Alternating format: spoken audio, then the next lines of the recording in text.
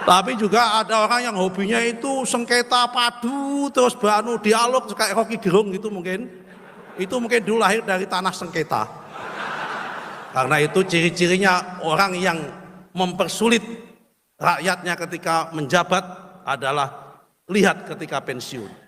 Kalau pensiunnya susah hidupnya, pensiunnya itu tidak ada orang yang datang, maka dipastikan orang itu ketika menjawab mempersulit rakyatnya. Ini kok malah nakut-nakutin ya ini. Bismillahirrahmanirrahim. Pemirsa, kita harus tahu ya bahwasanya Pak Jokowi sebenarnya di tahun 2019 sudah memberikan kode. Hanya saja pada waktu itu Pak Jokowi tidak berani untuk mengeksekusi sendiri. Dilimpahkan kepada Presiden Prabowo dan hari ini Presiden Prabowo Subianto mengeksekusi para koruptor yang ada di Pertamina. Bagaimana kode tahun 2019 pada waktu itu dan tahun 2021, Pak Jokowi itu sudah memberikan akses bahwasanya Pak Jokowi sudah tahu siapa orang-orang yang melakukan tindak pidana korupsi. Seperti apa videonya? Mari kita simak bersama-sama.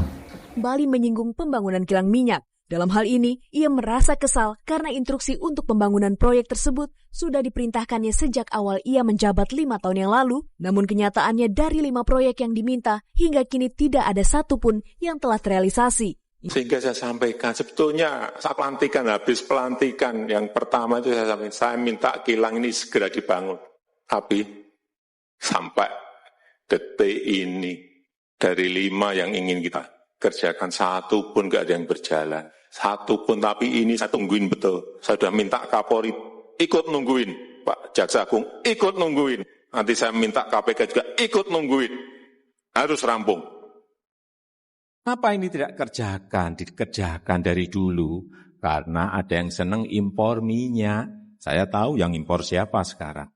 Hati-hati. Pasti akan saya gigit orang itu. Dan masalah tersebut kini menjadi tugas Komisaris Utama Pertamina Basuki Cahayapurnama untuk mengatasinya, seperti yang telah diamanatkan oleh Menteri BUMN Erick Thohir kepada dirinya. Saya rasa bagian terpenting bagaimana target-target Pertamina, bagaimana mengurangi import migas harus tercapai. Mengenai Ahok, Erick percaya kinerja Ahok akan baik. Dalam statementnya, Erick mengatakan jika Pertamina membutuhkan sosok seperti Ahok yang konsisten akan deadline, sebab saat ini Pertamina memiliki beberapa target yang sangat berat, seperti pembangunan refinery dan petrochemical, yang sekarang penting karena harus menekan defisit anggaran. Di Pak Pertamina, Ahok juga di Pertamina. apa yang Anda harapkan dan Anda lihat dari Ya, Ahok? beliau itu pendobrak. Beliau juga sangat konsisten dengan deadline. Ibu Nike memerlukan figur komisaris yang seperti itu. Apalagi di dalam Pertamina ini juga banyak target-target yang sangat berat. Seperti pembangunan refinery, petrochemical yang sekarang menjadi penting sekali karena kan kita harus menekan defisit anggaran itu. Kalau 5 hal itu tadi selesai, rampung Pak negara ini Pak. Kita mau tarung apapun, kita kan hentikan ekspor nikel ore keluar. Ini sudah digugat sama Uni Eropa. Gugat di WTO. Kalau defisit transaksi berjalan, defisit yang kita sudah beres, siapapun gugat kita hadapi. Tapi ini juga kita hadapi, ngapain kita takut? Barang-barang kita, nikel-nikel kita, mau kita ekspor, mau enggak kan suka-suka kita. Iya enggak? Tapi Bapak Ibu juga harus tahu, ada industri-industri di luar Indonesia yang menjadi mati karena kita stok itu. Ya sama, ini satu-satu. Nikel dulu, nanti kita siap, boksit stop. Enggak sekarang lah kita atur. Ritmenya kita atur, jangan sampai kita nanti digugat nikel, gugat boksit, gugat batu bara, gugat semuanya, sampai urusan satu-satu. Nah itu videonya pemirsa, kita ketahui bersama kan, di mana Pak Jokowi sudah memberikan akses di tahun sebelum-sebelumnya. Dan ternyata sekarang yang disalahkan tetap Pak Jokowi yang katanya sudah tahu, yang katanya memang kemauan Jokowi untuk melakukan korupsi. Ya, para buzzer-buzzer RT 16 RW 24 ini sampai sekarang masih belum terima kekalahan mereka ya. Dan lagi ada video di mana Pak Nusron Wahid mengatakan bahwa Roky Gerung itu lahir dari tanah yang sengketa. Bagaimana videonya dari Pak Nusron? Mari kita simak. Mohon maaf, terima kasih atas kesempatannya. Kami kebetulan di Menteri ATR BPN yang ngurusi tanah, problemnya itu banyak sekali, seperti problemnya umat manusia. Karena memang manusia ini diciptakan dari tanah. Wa minha khalaqnakum wa fiha nu'idukum wa minha nukhrijukum taratan ukhra. Loh iki santri temenan kayak iki rek tepuk tangan. Dari tanahlah manusia, aku ciptakan manusia, dan ke dalam tanahlah aku kembalikan manusia, dan dari tanah juga nanti aku bangkitkan ke dalam kehidupan yang berbeda. Karena manusia itu beda-beda, mungkin juga dulu latar belakangnya itu lahir dari, diciptakan dari tanah yang berbeda-beda. Ada yang orang itu duitnya banyak kayak Pak Trenggono, mungkin dulu dibuat dari tanah pasar. Ada orang yang hobinya baca buku terus alim kayak Pak Mukti, itu mungkin dulu dari tanah wakaf Muhammadiyah. Tapi juga ada orang yang hobinya itu sengketa padu terus dialog kayak Roky Gerung gitu, mungkin itu mungkin dulu lahir dari tanah sengketa. Sebaliknya orang kalau dagang rugi terus mungkin dulu lahir dari tanah longsor. Nah, ini menandakan bahwa memang ngurusin problem pertanahan itu adalah ngurusin problem umat manusia.